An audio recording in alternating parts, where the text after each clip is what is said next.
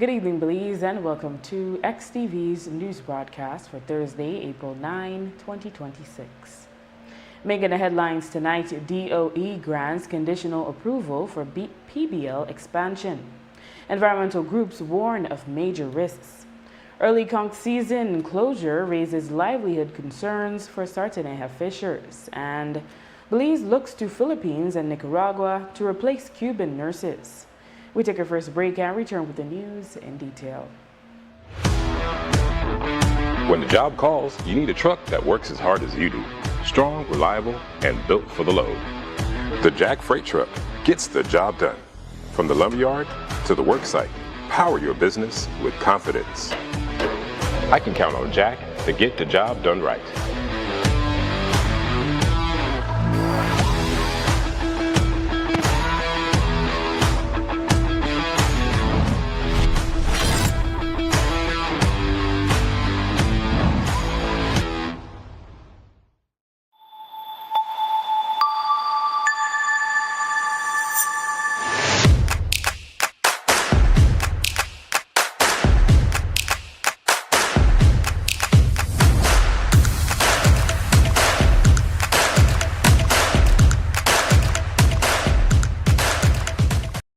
En Atlantic Bank, tu comodidad es nuestra prioridad.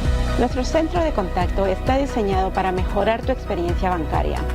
Con una amplia gama de opciones de servicio al cliente, ahorras tiempo y esfuerzo.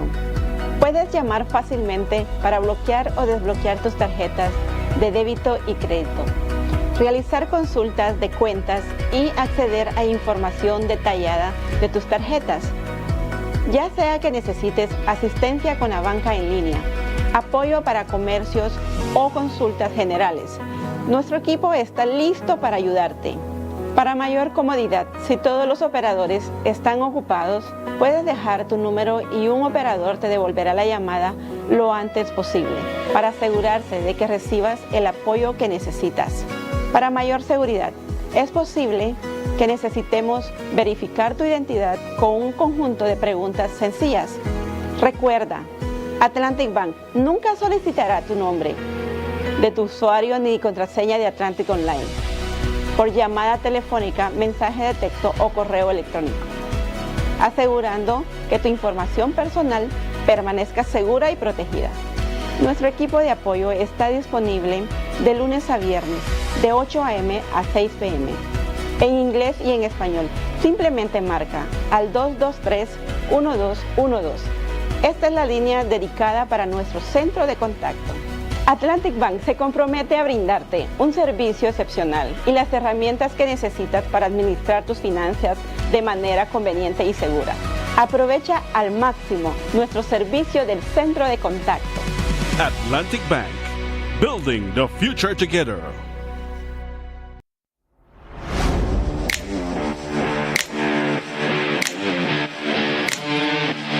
Every great job starts at Brothers Habet, with the best supplies and the right support, including free delivery on site, so you can focus on the job. Brothers Habet, working with contractors since 1983.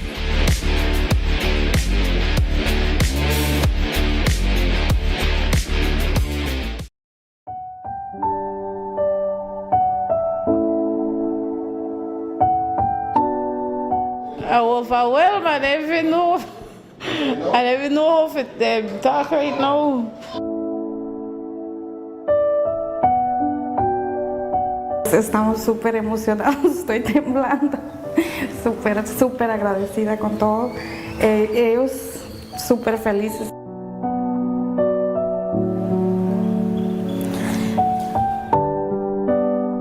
I received a whole 2-bedroom house for me and my son and my daughter right here. So it's more than emotional. Thanks very much. I'm grateful as a single parent right now to actually own one.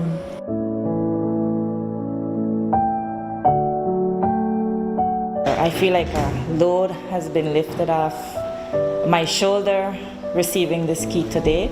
Currently, I'm living with my sister. I'm invading her privacy, so this changes a lot, not only for me, but for her. I'm like, keep on my knees. I keep on praying and I keep on asking God, let this be successful this time, because I have already tried 4 times. Everything done, baby. Everything done. No more hunger, no more starvation. We want to thank the Ministry of Housing. We want to thank Minister Julius, the members of the housing team that were able to partner with us, partner with Fort George to be able to provide for these ladies. I'm very grateful that we have this program that can support individuals like her who are, trying to live the right way and trying to provide for their families. Our job is to support them and to give them a lifting hand. All families are deserving of a dignified home. All children are certainly deserving of having their own place. I believe in this government. I believe in the ministry, the minister, the leadership of MIDH, and I believe in the leadership of our Prime Minister, Honorable John Briceño. Thank you.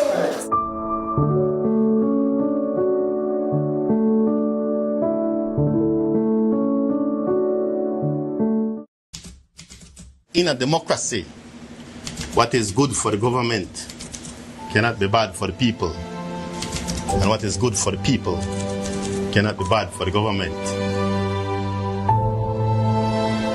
We came a long way. It's like over 16 years that it was basically like 2-3 houses in that area. It was wild. One high bush like jungle. I want to take my lick. Say no water, no light. I tell her no about that. We have figured it out. You wonder how long it will take for this to happen. A year ago, you were considered squatters. We made a picado and we came in. I made a teenager. Everybody said it was swamp, it was swamp. When we get in here, it was like gold. Today, you're landowners. Very this that for we, and we proud of this. Now we are claiming our house on the land. We have worked so hard to make this happen for us. This is a beautiful day, folks, because we are taking care of the people who have taken care of us. Because we wouldn't be here today without you.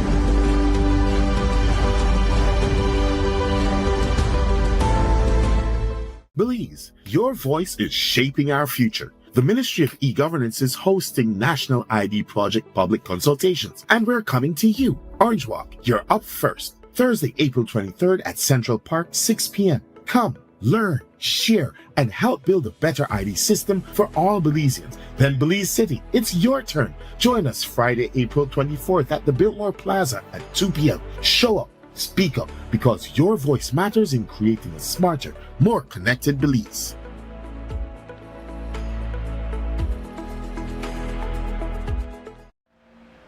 Welcome back with your news. I am Drea Espinosa.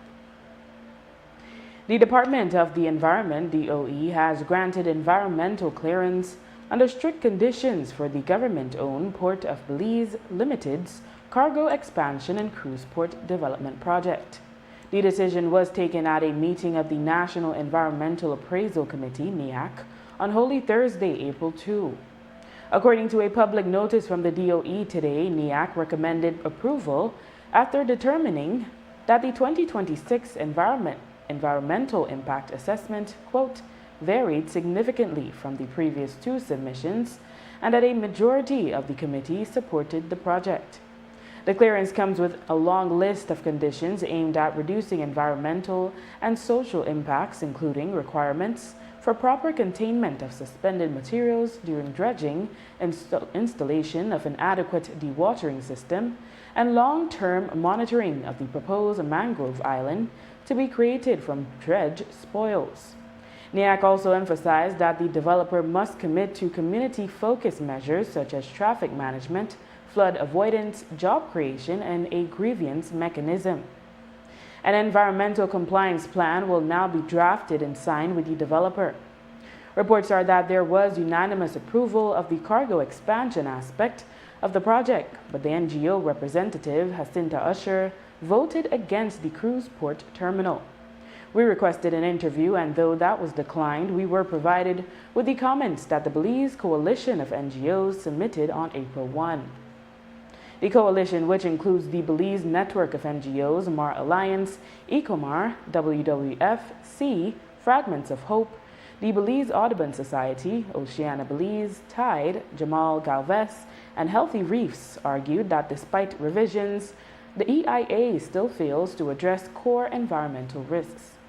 They noted that the proposal to create intertidal mangrove islands using dredging spoils lacks the necessary geotechnical studies, settlement modeling, and stability assessments.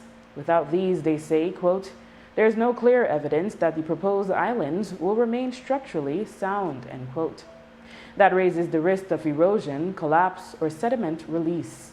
The coalition argued that deferring essential studies to a later phase means there was critical information missing during the approval process, and this prevents informed decision-making.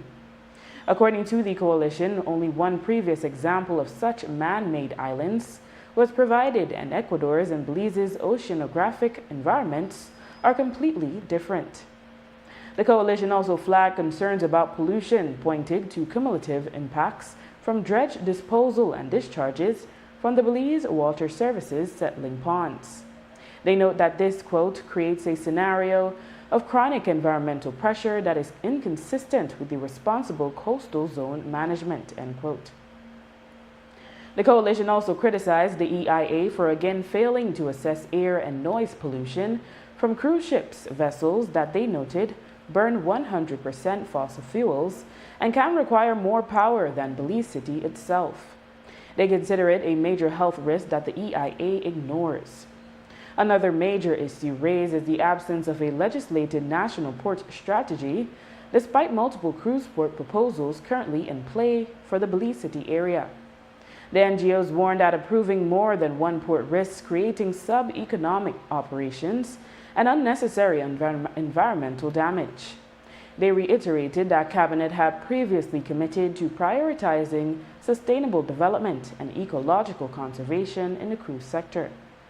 The coalition ultimately recommended that the cruise port portion of the project be denied for a third time and urged that any upgrades to the cargo port be reviewed independently of the cruise port proposal. The annual conch season usually runs from October 1 to June 30, which in the past would overlap with the start of the lobster season. Last year, the conch season closed in May, and this year it closed on April 6, over 2 months early. Fishermen from Sarteneja are sounding the alarm that this year's early closure is affecting their livelihoods, as they say they will have no income until the lobster season opens.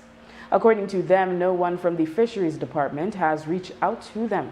We spoke with two Sarteneja fishermen, Osmel Durantes and Octavio Flores, who said fishermen are now left wondering how they will pay their bills.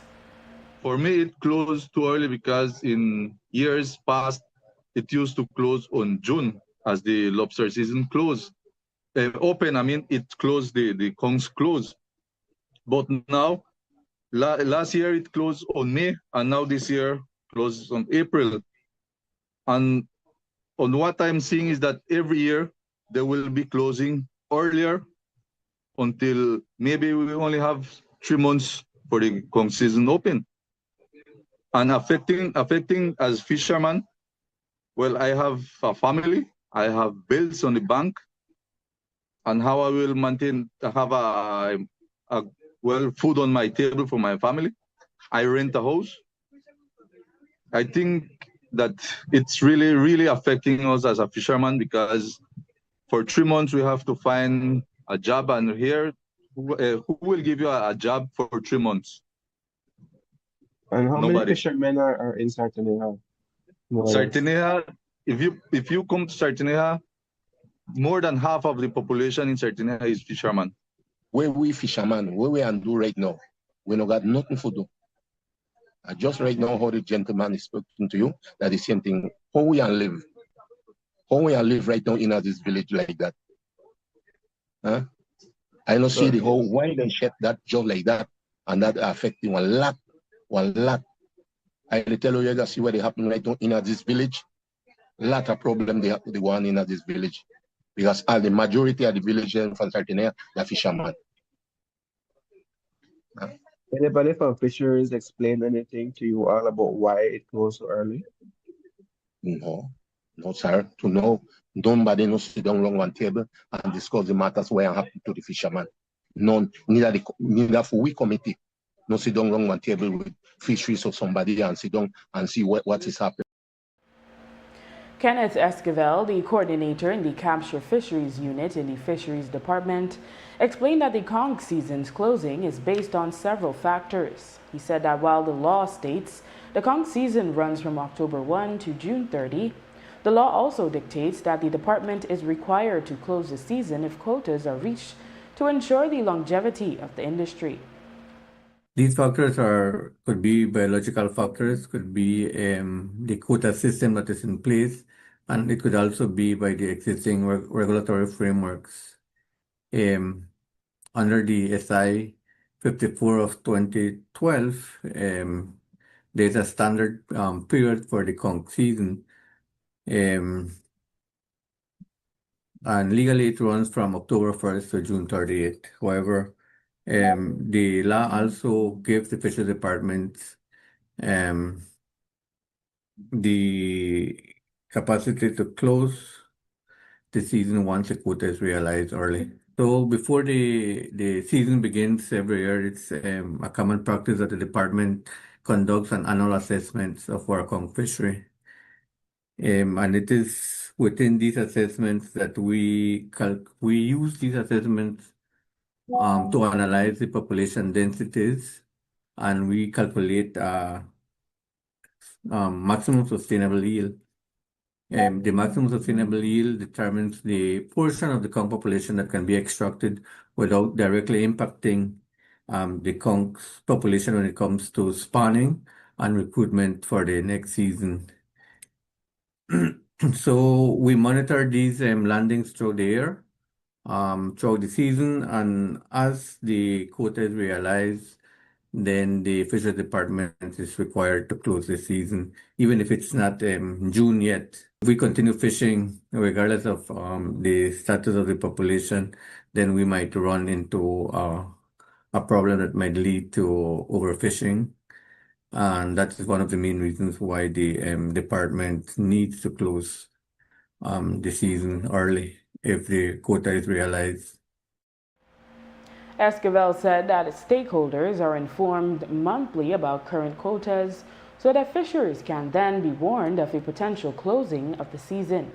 Still, he said the fisheries department takes the concerns of the Sardinia fishers seriously and will meet with them during a scheduled meeting next month. It starts long before we approach the date. Like I said before, the fisheries department monitor these landings on a monthly basis. So we keep in constant communication with the producers, with the cooperatives, with the two private companies that are the main exporters. And as we see how their production is going, then we, at the fisheries department, conduct some production forecasts, and we could somewhat determine when the season will be closed. And through those assessments, then we inform these exporters, and they themselves, they inform their members or the people they work, the fishers that they associate with. First of all, I want to emphasize that the fisheries department deeply understands the concerns raised by the Sardinia fishermen, and we recognize that the early closure of the season will have a direct impact on the livelihoods and income of these families that solely depend on these resources now. However, we must not forget the primary goal of the fisheries department is to ensure that we have a conch fishery not just for this season, but for many generations to come, not just for the Sardinia fishers, but also for all fishers across Belize. And that the decision for an early closure is not taken lightly. That these decisions are data-driven by our annual assessment. Continue fishing up to June, then we might run the risk of an overfishing of the conch fishery. The concerns raised by these fishers, the fisheries department will address it in the upcoming Fisheries Council meeting. since we believe that it is very important that the fisheries, which are our main stakeholders and stewards of our resources, to understand clearly what's behind these decisions. Foreign Minister Francis Fonseca today confirmed reports that the government of Belize is considering bringing in nurses from the Philippines and Nicaragua to replace Cuban nurses if the Cuban Medical Brigade program comes to an end. Currently, there are 92 medical professionals from Cuba and Belize. 45 are doctors. Fonseca said they are also reviewing options that would see the Cubans remain in Belize. Yes, they are looking at options, even, putting aside the Cuban issue.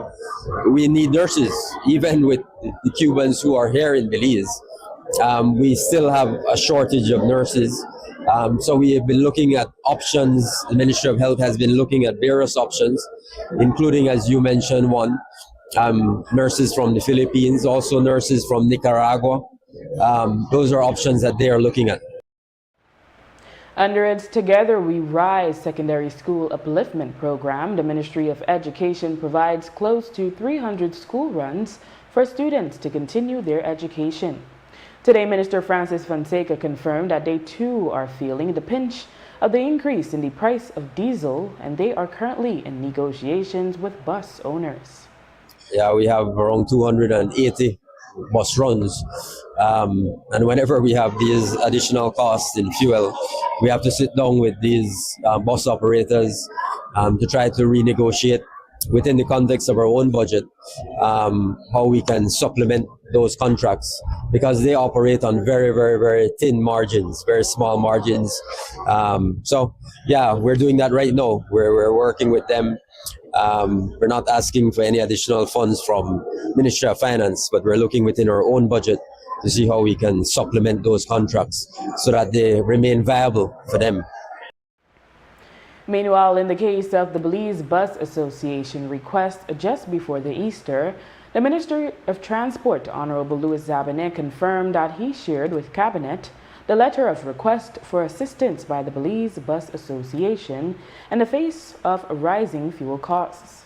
The BBA has requested concessions via a fuel subsidy or exemption from GST for fuel and parts. Another option was to raise fares, but the companies say they would prefer concessions. Zabanet said Cabinet would discuss the request further after Easter, but added that they too do not want to see fares increase given the stress commuters are already experiencing. At the same time, he did indicate that the other options the BBA suggested will be difficult. He pointed out that the National Bus Company is benefiting from economies of scale, which they pointed out would happen once the NBC was established. He emphasized that operating independently comes with some responsibilities. The BBA has said if they are not assisted, they may have to strike as they are unable to absorb the increase in fuel prices. But Minister Zabanet said that will only hurt commuters and their own image. Today, Cabinet Minister Francis Fonseca told Creme News XTV that the BBA request is still under Cabinet review. Understood. The Belize Bus Association request, do you know if Cabinet has already concluded its discussion on that? No. I think that's still under review, and I think the Minister of Transport is preparing something more comprehensive to table in Cabinet for us to look at. So we didn't look at that yesterday. After the break, Education Ministry launches roadmap to transform education system through 2030. Stay with us. Electricity is essential for everyday life, but behind every outlet, a lot is happening to bring you safe, reliable, and sustainable energy. Let's start at the beginning. Independent power producers across Belize generate electricity using a mix of renewable and non-renewable resources. Electricity travels across a network of high-voltage transmission lines capable of transmitting electricity across long distances. Electricity then reaches your nearest substation, where it is adjusted to a lower voltage, making it safe to travel on the distribution lines you see in your community. From there, electricity makes its final journey from the distribution lines to your home, providing you with safe and reliable power when you need it. We continue to serve you. Kite flying is fun, but it can also be dangerous. Fly kites safely by following these tips. Never use wire, metallic thread, or wire-reinforced strings. You could be electrocuted. Remember, even a safely built kite can cause a power outage if it gets caught in a power line. Always use paper, plastic, or wood to build kites. Never fly kites near power lines, in the path of traffic, aircrafts, or near highways. Always fly kites with a responsible adult in open areas, in dry weather, and with clear visibility. Never attempt to remove your kite from a power line. Always call BEL at 0800-235-2273 if your kite gets caught in a power line. Belize Electricity Limited. We care about your safety. Nando's Wholesale is your market leader in Belize's wholesale industry when it comes to high-quality products at the most reasonable and competitive prices. With over 40 years in the wholesale business, Nando's Wholesale embraces the partnership of the hotel industry in Belize by providing world-renowned brands in wines, seasonings, condiments, and cleaners in industrial sizes, as well as small and large kitchen appliances and equipment. Nando's also takes pride in providing one of the quietest and most durable air conditioning systems in Belize with technical support and spare parts. Nando's Wholesale. Professional, reliable, effective, and prompt. Nando's Wholesale always delivers. Visit us at www.nandos.bz or send an email to nandos@nandos.bz. Or, even better yet, give us a call today at 222-500 or 280-8080 to speak to one of our sales representatives today.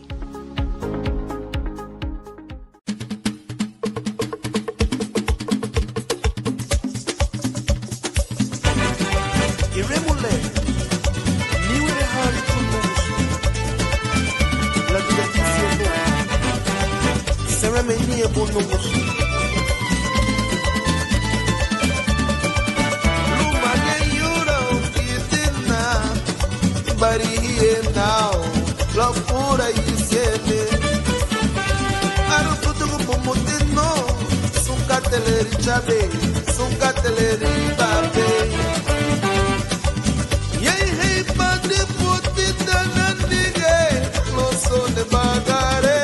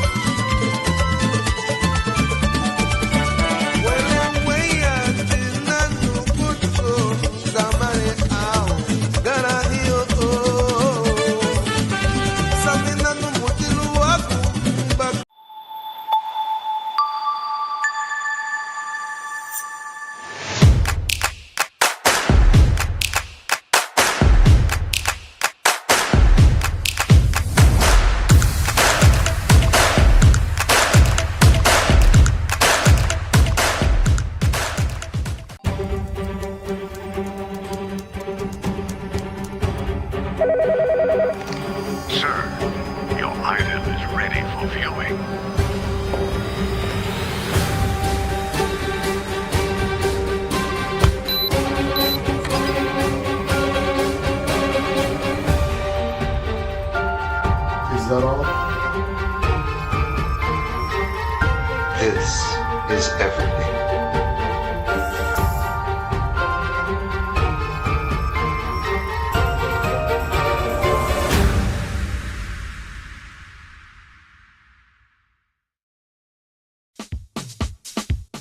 Sea una persona ocupada o atrapada en el tráfico, o que tenga una circunstancia adversa o muy exigente, la tensión se acumula y lo estresa. El estrés ataca a todos en cualquier momento, a cualquier edad. El estrés es un asesino. Es mejor estar vivo que muerto, así que visite la farmacia de Freetown para obtener opciones. Hola, ¿qué tal? ¿Qué puedo hacer para usted hoy? Estoy bien estresado. Ok, tengo una pastilla que te va a ayudar, ¿ok? Que toma una de eso al día para 10 días y va a estar bien después, ¿sabes? Ok. Farmacia Freetown, carretera 28 Freetown, donde estás mejor vivo que muerto. Farmacia Freetown, teléfono 22 32 87 6. The Ministry of Education, Culture, Science and Technology today launched Best Plan 2.0, which stands for Belize Education Sector Plan, a strategic roadmap designed to transform the nation's schooling system through 2030. This new phase shifts focus on digital innovation, competency-based learning, and ensuring equitable access for students across the country. A cornerstone of the plan involves massive teacher retooling, supported by funding from the Millennium Challenge Corporation, MCC. Additionally, the government confirmed the nationwide expansion of the Education Upliftment Project and a continued overhaul of the national curriculum. Chief Education Officer Yolanda Gongora shared more details on what some of the objectives are. Which is a roadmap that represents not only policy direction, but a shared national commitment to quality across all levels of the education system.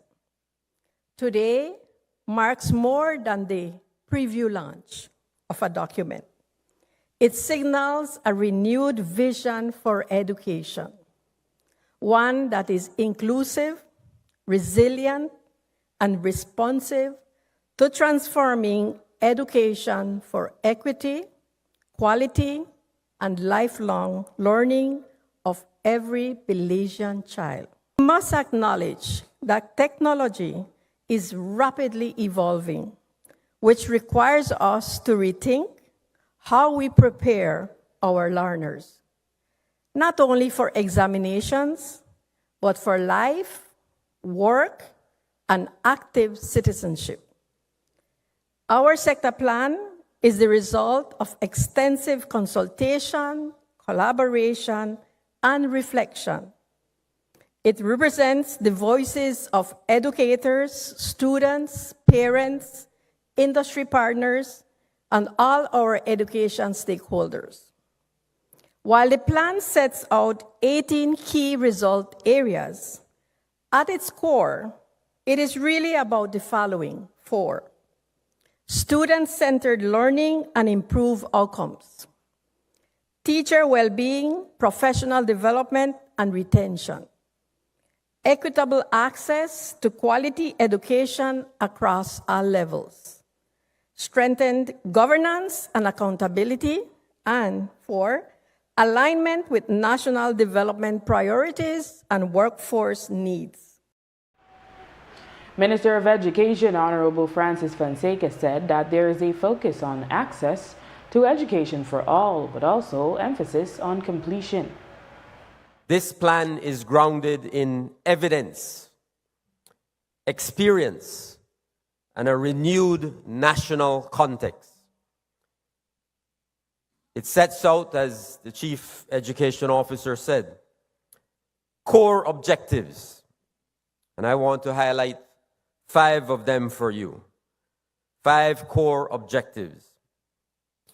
Expanding equitable access and completion across all levels of our education system.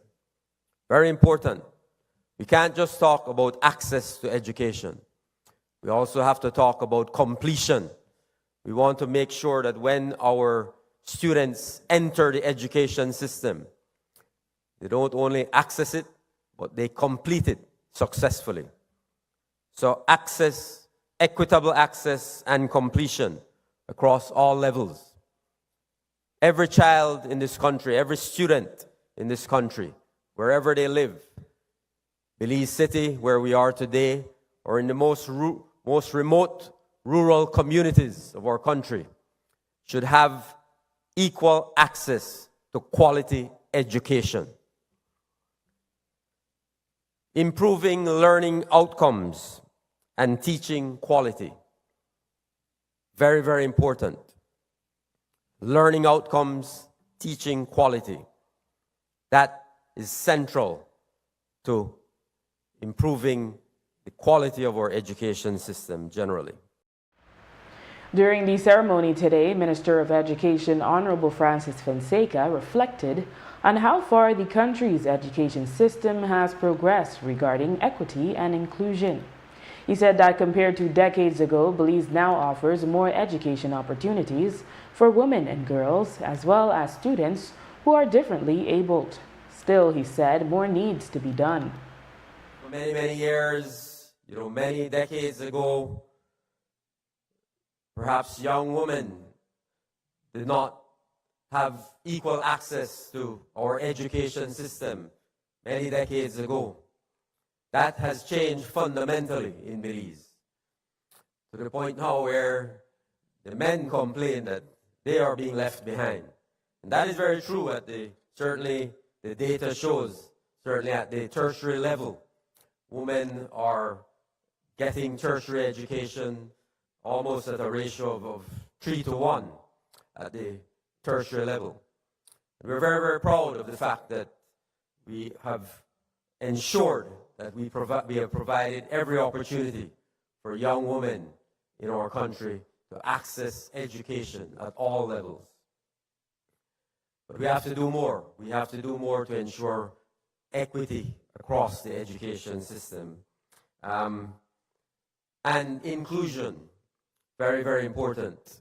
Very recently I had an opportunity to visit with our students at Stella Maris School.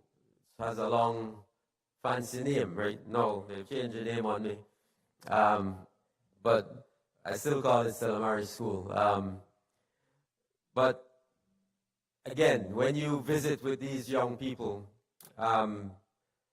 they have a profound impact on you. When you sit and engage with them and talk to them and listen to them and listen to their families. So these young people, and there are many more all across our country, with special needs, diverse abilities, they deserve every opportunity to lead full, meaningful, productive lives. According to data released by the Ministry of Immigration, there was a decrease in the number of Belizeans traveling to Mexico over the Easter weekend compared to 2025. On the other hand, there were more Belizeans who opted to travel across to Guatemala when compared to 2025. Overall, fewer Belizeans traveled across the land borders when compared to last year. Lawrence Thompson, the Director of Border Management and Immigration Services, shared the numbers. There has been an increase in travel for Belizeans through our western border, where the data has demonstrated that this year Easter we had a total of 7,050 Belizeans coming through our port at the western border, in comparison to 2025, where we saw 5,400 Belizeans passing through that port of entry. And at the other end of our other major border, which is the northern border, we saw where there was a decrease in Belizean travel, where in this year, in 2026, there was 8,600 Belizean travelers coming through that port, in comparison to 2025, where we had 11,300 coming through that port. So we see a decrease of 33% at the northern border and an increase of 28% of arrival at the western border. So what that demonstrated then is that the western border was busier with Belizean travelers in comparison to last year, and as it relates to also the northern border. Did cartel criminal activity deter Belizeans from traveling to Mexico? Thompson chimed in. Well, I would like to think that the Belizeans recognize that we have some wonderful beaches and we have some very good tourist locations, and that they have now recognized that Belize is a beautiful place to visit during Easter. But recognizing also that our northern neighbor had some challenges that we have all seen on TV and on the media, while I cannot say decisively that Belizeans choose not to go because of that, I would suspect that there may have been some consideration by our Belizeans when they make their travel plans. And one of those considerations may have been the challenges that are happening in Mexico at the moment, but I cannot be certain for sure that that was what caused that decrease. Last week, Immigration CEO Tanya Santos assured the public that despite the sick-out by immigration officers at the western border, the ministry had a plan for the Easter weekend. On Tuesday, Border Management Director Lawrence Thompson confirmed that all went smoothly out west over the holiday weekend, despite the increase in activity that side. Yes, the border was fully manned. We had officers from all over the country who reported to work there to enhance or to support the border staff at the border. As you all would have known, that there's some officers that were called in sick at that port, and so what we had did in order to mitigate any risk of not having the border fully functional, we got officers from different sections of the department, different ports, all the way from Punta Gorda in one instance, to offer support and to aid the border to ensure that travel is not impeded in any way. We also recognize that the Easter weekend was upon us, and so even more so, we operationalized other officers into the Benque border operations for us to be able to have a smooth flow of passengers through that port. There was no interruption. After the break, Orange Walk Town Council introduces composting pilot at Town Market. Stay tuned. En Atlantic Bank, tu comodidad es nuestra prioridad. Nuestro centro de contacto está diseñado para mejorar tu experiencia bancaria. Con una amplia gama de opciones de servicio al cliente, ahorras tiempo y esfuerzo. Puedes llamar fácilmente para bloquear o desbloquear tus tarjetas de débito y crédito, realizar consultas de cuentas y acceder a información detallada de tus tarjetas. Ya sea que necesites asistencia con la banca en línea, apoyo para comercios o consultas generales, nuestro equipo está listo para ayudarte. Para mayor comodidad, si todos los operadores están ocupados, puedes dejar tu número y un operador te devolverá la llamada lo antes posible para asegurarse de que recibas el apoyo que necesitas. Para mayor seguridad, es posible que necesitemos verificar tu identidad con un conjunto de preguntas sencillas. Recuerda, Atlantic Bank nunca solicitará tu nombre de tu usuario ni contraseña de Atlantic Online por llamada telefónica, mensaje de texto o correo electrónico, asegurando que tu información personal permanezca segura y protegida. Nuestro equipo de apoyo está disponible de lunes a viernes, de 8 a.m. a 6 p.m. en inglés y en español. Simplemente marca al 223-1212. Esta es la línea dedicada para nuestro centro de contacto. Atlantic Bank se compromete a brindarte un servicio excepcional y las herramientas que necesitas para administrar tus finanzas de manera conveniente y segura. Aprovecha al máximo nuestro servicio del centro de contacto. Atlantic Bank, building the future together.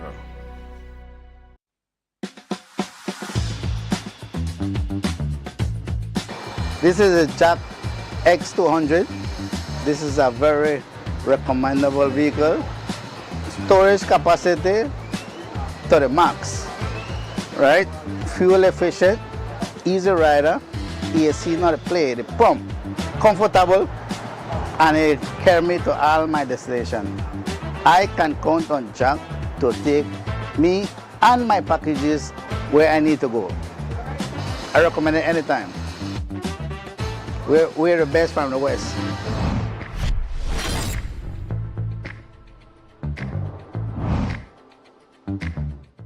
The Social Security Board's new whistleblower reporting system makes it easy and confidential to speak up by reporting misuse of the Social Security services and benefits, including fraud, misconduct, false claims, and more.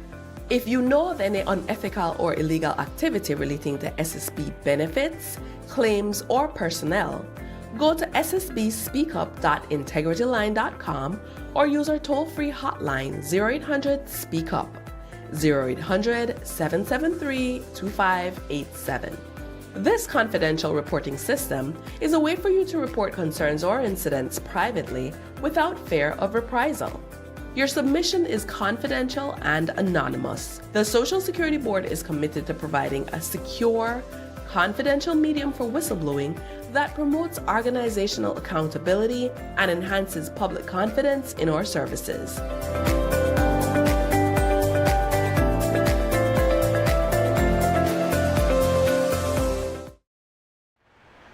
One sector within the education system which today's Belize Education Sector Plan launch is focusing on is the bus system. According to Ricardo Gideon, who is the Director of the Planning, Research and Evaluation Unit within the Education Ministry for the upcoming school year, bus runs are scheduled to expand from 280 runs to 295 runs across the country. He also said that this number is expected to increase over the lifetime of the plan through to 2030. For students, distance should not determine destiny. In Belize, geography can be a real education barrier. For some students, the challenge is not willingness. It is distance, cost, and limited access to public transportation. The ministry has recognized that getting a child to school is part of getting that child educated. Currently, the ministry is making an investment of over $12 million a year on over 280 bus runs across the country, and we are basically providing access to over 14,000 students through 280 bus runs. 2026, 2027, additional bus runs will be introduced with a target of 295 runs for an investment of $12.5 million. 2026, 2030, additional bus runs will be introduced as the need arises, and the target is now going beyond primary, secondary, but also increase it to the tertiary level, which is also on high demand now, especially given the increase in population at that specific level. The primary school teachers from the Cayo district who had traveled to Colorado as part of the Belize Education Project's continued exchange program have returned home to Belize. The group arrived at the PGIA on Easter Sunday. Ahead of their departure, we spoke to a few teachers who shared their gratitude and explained how they plan to implement some of what they learned. Shirley Ball of Eden SDA Pre and Primary School in Santa Elena, Cayo, and Judith Arroyo of Buena Vista Government School made the trip for the first time. Has specific rooms for children with special needs. And that was a very emotional time for me being in one of the classrooms yesterday. How these lecturers, these teachers are able to teach them, including phonics, including math, because sometimes we tend to think that these students cannot perform at a certain level, but people who think like that, they're wrong because they can do much more than we think about. So it has been great. And the other one is the way the schools operate. Like they have specific routines in the classroom as a school, not the classroom, as a school. Also the lesson plannings that they do, like they would meet up as a grade and they would plan for the following week. It's not only one teacher planning for their class, but it's if there are 4 teachers for one grade, 4 of them will come together and they will plan for the following week. So those were the things that stood out for me. I was amazed by how they work with their special needs students. It's something that I haven't observed in Belize as yet. Something that I learned from the different classrooms that I visited over the past days. Across, I was able to see how they're using learning targets. That is something that I think would work well in my class so that my students can recognize and become responsible of their learning. At the end of the week, they would know specifically what we covered. We had also spoke to 2 teachers who had visited Colorado before as part of the program. Alvin Galicia of Hills of Promise SDA in Benqueviejo del Carmen and Lily Borling of Bullet Tree SDA both said how the program continues to be a benefit to them. Well, as a teacher, I have grown a lot using these experiences I've had coming to Colorado. I've become a better teacher in the sense of being more empathetic with my students, being more there for them in assisting them education-wise. For example, I would say I have I feel more the responsibility of helping those students, especially those ones that are struggling. This trip also has opened my mind, has opened this window in me that I need to be more responsible and more